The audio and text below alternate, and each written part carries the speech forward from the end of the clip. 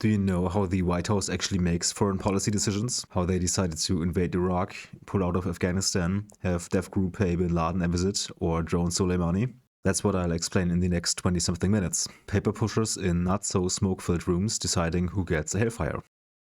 US foreign policy is coordinated across an unusually large number of actors, including executive departments and intelligence agencies. This convoluted process is centrally managed by the National Security Council, or NSC, which convenes regular meetings between senior officials across these institutions. Originally intended merely to coordinate foreign policy and advise the president, the NSC has grown over time, and modern presidents use it not just to coordinate, but also to formulate and implement policy. The NSC is part of the Executive Office of the President, or EOP, commonly referred to as the White House, which places the president at the core of foreign policy power. Conversely, the president wields far more control over foreign policy than domestic matters. That is a historical development from after World War II and has not been an unchanging feature of the US government.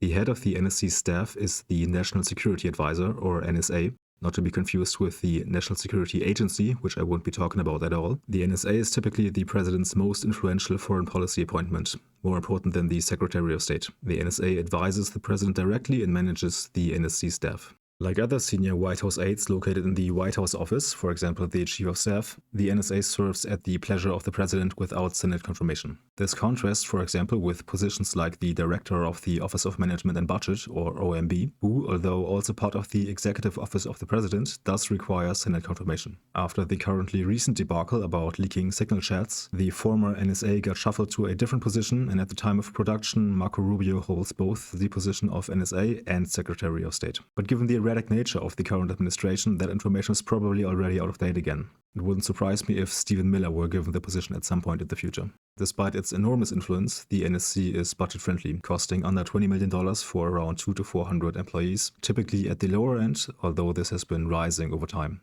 Compare that to the State Department's around 80,000 employees and the Department of Defense's around 800,000 civilian employees. While the existence of the NSC in the narrowest sense was determined by statute in 1947 and is therefore not up to the discretion of the president, how the NSC is structured exactly and how it actually operates is determined anew by each president, formally by executive order. You can just look at the current one online. Still, the basic framework for how the NSC works has remained largely stable since Bush 41 and his NSA, Brent Scowcroft, refined it. Let's look at the NSC structure and how it manages the foreign policy bureaucracy. Below the statutory NSC, with about a dozen members, is a support staff that handles daily operations. At the top is the NSA, followed by 3 to 5 deputy NSAs. The current administration is wary of a perceived NSC deep state and has significantly reduced staff size following the leaked signal chat scandal. See the linked Axios article in the description. Compare this to Obama's NSC, which peaked at around 400 staff. The NSC is divided into directorates with regional and functional portfolios, for example Asia or counter-terrorism. Every president reorganizes these portfolios, so the exact setup changes frequently and learning the precise structure is usually not worth the effort. Each directorate is led by a so-called senior director and supported by 5 to 12 directors underneath. Roughly 10 to 20% of NSC staff are political appointees, the NSA, the deputies and the senior directors. These are picked by the incoming president on grounds not just of merit, but also loyalty, since they need to be trusted to work independently and still enact the president's agenda.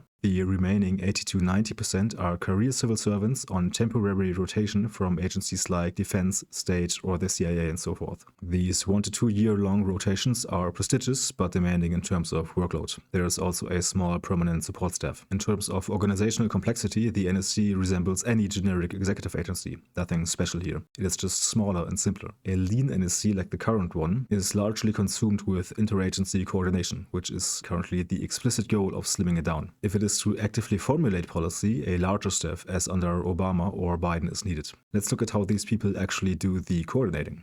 The decision-making process is divided into around 4 layers, with issues of lower controversiality solved at lower levels and more controversial issues climbing up the ladder to finally reach the president if necessary. At the top is the statutory NSC, with some members mandated by law and non-voting members invited as the president sees fit. You can look at the official list within the EO online. Since the president is the chair, any question could be solved here. There is no higher authority.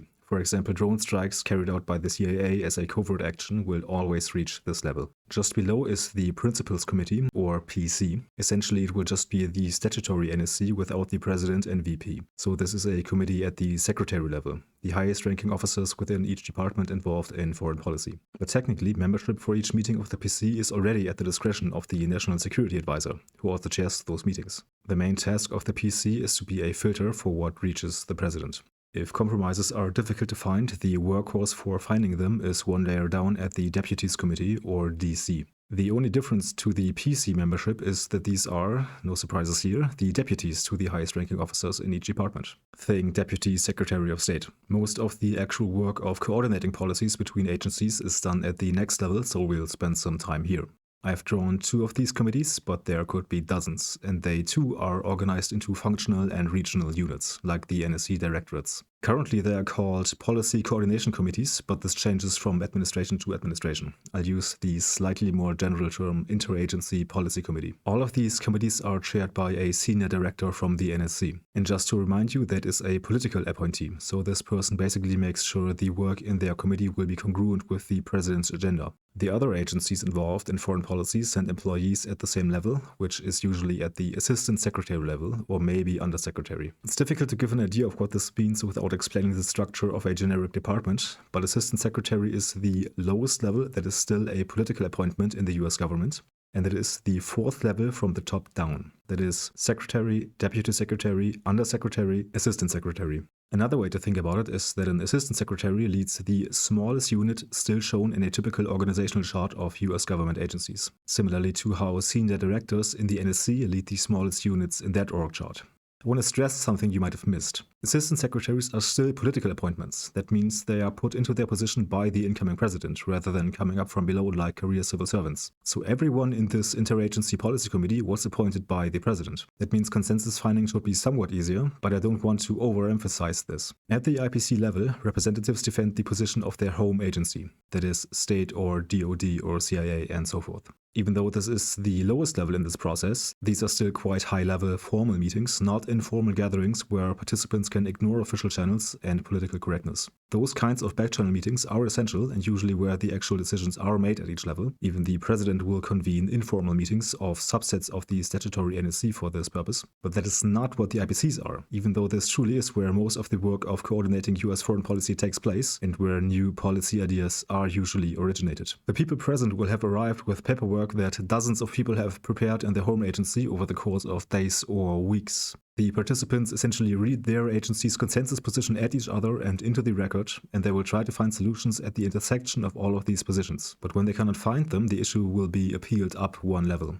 Those informal lower stakes meetings I mentioned materialize in interagency working groups, or IWGs. They are formally independent of the NSC process but support the IPC's work. They manage the day-to-day implementation of foreign policy and also directly prepare the work of the associated IPCs. Often these are hosted by the State Department.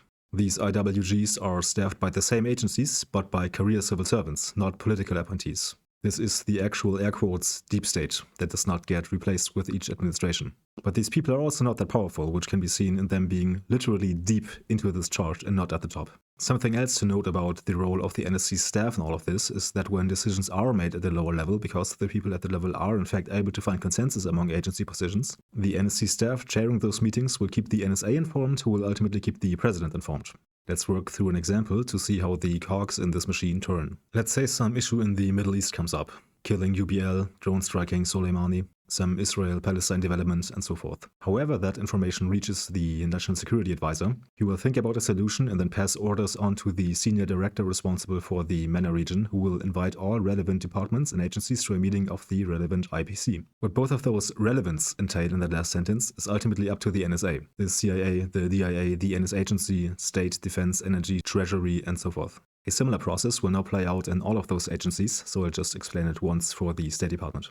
Here is the organizational chart of the 2024 State Department with the now Secretary, Marco Rubio, at the top. As the invitation from the NSC makes its way down this chart, I'll give some flavor of who the involved people are, including their salaries, to get an idea of their relative importance. First, the invite will reach the Executive Secretariat, responsible for coordinating the work of and information flow between all the units visible here. It is also responsible for managing the relations of the department to other agencies like the NSC. It is something like the nervous system of the department. Currently, the executive secretary is Lisa Kenner, who had the same position for most of Trump's first term. Despite being a political appointment, she is a career civil servant with overseas experience speaking 3 foreign languages. She previously worked in the NSC on rotation, was the ambassador to Peru, and briefly oversaw State's Intelligence Service, the INR. Since this position has the rank of assistant secretary, I'd assume she's paid according to the executive schedule level 4, which is around $195,000.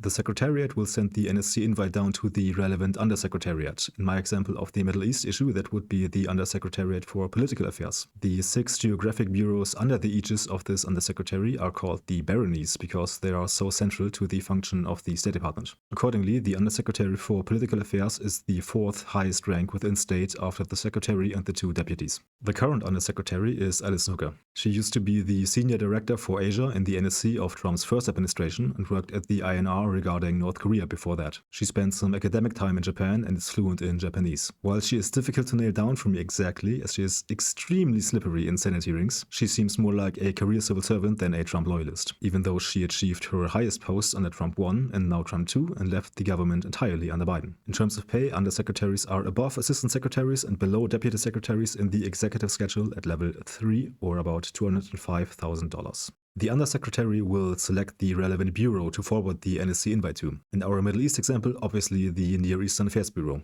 The current Assistant Secretary of this bureau, or colloquially the Baroness, is Maura Namdar. She is a lawyer and conservative Trump loyalist. She, for example, contributed as an author to Project 2025. She had some experience in the State Department under the previous Trump administration in a lower-ranking role, and as a daughter of Iranian immigrants is fluent in Farsi. While we have now reached the bottom of the org chart, the Near Eastern Affairs Bureau is by no means a small unit. Assistant Secretary Namdar oversees around 2,000 civil servants split into around 10 offices that cover the countries of the MENA region and cross-cutting topics. Compare that to State's Intelligence Service, INR, with less than 500 people in total, or a directorate in the NSC with less than 20 people. Technically, the leaders of these 3 units have the same rank. The leads for each office within each bureau are no longer political appointments, but got into their position essentially through the HR department based on merit. This is also where we leave the executive schedule in terms of pay. Most of these office leads you can't even look up online. The exceptions are Namdar's 2 deputies. One of them, the Deputy Assistant Secretary Joshua Harris, who oversees the Office of North African Affairs, has spent about half his life abroad for the department and speaks 6 foreign languages. Even though it is ultimately Assistant Secretary Namdar who will go to the IPC meeting the NSC sent out the invite for, the subject matter will be further passed down to the relevant office, the one including the country the original issue arose in, maybe Iraq, Israel, or Iran. And then finally, the office lead will distribute it to a person within that office. That decision will be based on expertise, formal responsibilities for things like this, and probably also just workload. So now we went all the way from NSA to NSC Senior Director into a department to the Executive Secretary and then down the hierarchy. From Undersecretary to Assistant Secretary, to Office Lead to the person in the NEA Bureau who is actually responsible for the drafting of the paper that will ultimately be read out loud in the IPC meeting by the Superior Assistant Secretary. So far, this was only a fairly simple paper trail of emails. The actual work of drafting the final piece of paper with its analyses, opinions, and policy options will happen in what, at least in the State Department, is called the clearance process. But the general structure is basically how all government agencies work. The charged office will produce a preliminary paper in cooperation with other offices in the Bureau and ultimately clear their version with the Assistant Secretary. That version will then be circulated among other relevant actors within state. That could be other regional bureaus, the INR, the Bureau for Budget and Planning, and certainly the legal office. For complex issues, the number of coordinating entities at this step could reach several dozen, including different bureaus and multiple offices within them. The parties will all propose edits to the circulating document based on their concerns and subject matter knowledge, and ultimately a version has to be reached which is quote-unquote cleared by all those parties, hence the name. Many edits will simply be endorsed immediately, but if there is disagreement, there will be phone calls or meetings. If that doesn't lead to agreement, the issue will be appealed to the Secretary, or more realistically, one of his deputies who will decide the issue. So now the deadline for the IPC meeting arrives, a consensus paper has been reached, Maura Namdar or maybe sometimes Alice Nooker will be briefed on its contents and the arguments that led to it, but they also kept in touch with the process while it was happening. And now she's on her way to some office where the NSC Senior Director on MENA issues will share a meeting with officers from the other agencies to whom the initial invite went. If we are talking about something like headshotting bin Laden, at the first IPC meeting where an idea of that caliber would have been floated to her, Assistant Secretary Namdar might have met Kelton Jago, the Deputy Director of the NCTC, which sounds more impressive than it is because that is actually a subsection of the ODNI. Colby Jenkins, Assistant Secretary of Defense for Special Operations and Low-Intensity Conflict in the DoD, or in rare circumstances maybe Admiral Paul Spadero Jr., the Vice Director for Operations in the Joint Chiefs of Staff, or JCS. He would be a little too high-ranking. I just couldn't find out the name of the Deputy Director of the J-34 that would actually go to the IPC level meeting. Whichever people actually do show up also have papers in their bags produced in a similarly laborious manner. While I say laborious, this kind of thing is basically all that bureaucracies do. They produce decisions. There is no physical product or publicly accessible service provided. The top-level executive bureaucracy in the US and in any other functioning country merely processes information and spits out policy decisions at the other end. The case of taking out bin Laden I mentioned is somewhat artificial in this context, because Pakistan is technically not in the Near Eastern Affairs portfolio, so Mora Namdar would have never heard about it. Also, in reality, state would only play a minor role in the process of taking out a high-ranking terrorist, probably mostly preparing the public response afterwards and giving insights into diplomatic responses in the region and how local populations might see the operation. What would actually happen is that in the initial planning phase, the development of operational options would begin internally within the DoD and CIA, specifically JSOC and the CIA's Special Activities Center would jointly develop feasible tactical concepts. These concepts would then be reviewed and coordinated within the DoD by the Special Operations Command, SOCOM, the JCS, and the Office of the Secretary of Defense, which is just the civilian bureaucracy of the DoD. Once a credible concept emerges, the Department of Defense or the CIA would typically brief an interagency policy committee level group, one of these guys. The participants gauge political and diplomatic sensitivities abroad, identify concerns from across the US government, like the DOJ, the broader intelligence community, Congress, and so forth, and begin shaping the legal framework under which the operation would be conducted, particularly with regard to the distinction between Title 10, covering the military, and Title 50, covering covert action or intelligence authorities. The National Security Advisor would be kept in the loop by the senior director chairing this meeting. Once vetted and refined, a menu of options is presented to the DC. They evaluate feasibility, risk, and recommend a course of action. This will pass through the filter, that is the PC, and ultimately the president himself will be briefed, who will or will not give the go-ahead. In the actual case of bin Laden, Obama was presented the option of a B-2 stealth bomber strike, but rejected it 2 weeks later after receiving estimates of civilian casualties, after which the eventual helicopter raid was planned. Once Obama decided to greenlight the operation, this would have been formalized via a presidential finding, since the raid fell under Title 50 authority, that is a CIA-led covert operation, even if carried out by the military SOCOM. Presidential findings are required by statute to be delivered to certain congressional committees to justify the commencement of covert operations by the CIA. The CIA would initiate operational coordination with JSOC, specifically DevGru in this case, although JSOC was carrying out the raid, and did so under CIA operational control to maintain the legal framing as a covert action. A very small, highly compartmented interagency planning cell would finalize the operational plan. This includes determining precise timelines, rehearsals, which happened at multiple mock-ups, insertion and exfiltration logistics, and contingency planning. The White House Situation Room was prepared to monitor the raid in real time to allow presidential oversight and rapid authorization if contingencies require deviations. This link involved secure comms with CIA headquarters, JSOC's command center, and feeds from UAVs and operators on the ground. On the day of the raid, DevGru deployed from a forward base in Afghanistan. Live video feeds and comms were routed to the Situation Room, where Obama, Biden, Clinton, and other members of the NSC watched the operation unfold. JSOC operated under the legal authority of the presidential finding and maintained operational control throughout. But technically, as Commander-in-Chief, the president holds ultimate lawful authority over all military personnel. If he directly gave a lawful order, like abort the mission, to operators on the ground, if he somehow magically tuned into their comms, they would be required to comply, even if that meant violating standard protocol. This of course never happens in reality. If the president had wanted to abort the bin Laden raid, that would have happened through the chain of command, through the director of the CIA rather than the SecDef, since the CIA was legally in control, to the JSOC commander, to the ground force commander, and finally to the DevGru team itself.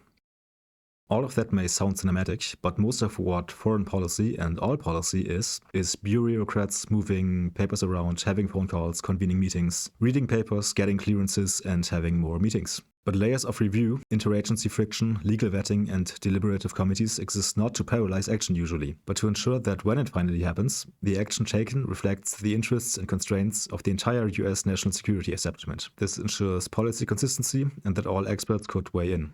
At its best, the NSC system turns sprawling bureaucracies into a single coordinated actor. This bureaucratic machine may look slow, but when it activates, it becomes an awesome system of power. The president nods, a general gives an order, a trigger is pulled, and an enemy dies.